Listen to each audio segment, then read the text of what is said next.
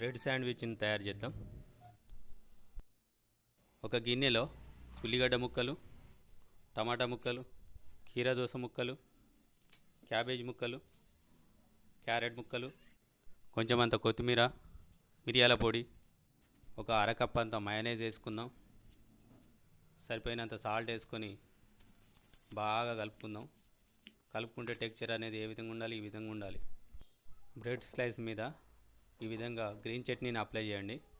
2 bread slice మీద ఇదే విధంగా అప్లై చేయాలి.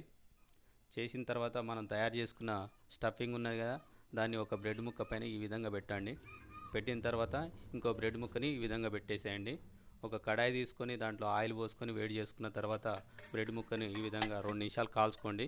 కాల్చుకున్న తర్వాత ఇంకో సైడ్ తిప్పి మళ్ళీ ఒక 2 నిమిషాలు కాల్చుకోండి. ఇక తీసేసి బయట పెట్టేసి ఈ విధంగా కట్ చేసుకొని తింటే ఉంటుంది. అబ్బబ్బబ్బబ్బా!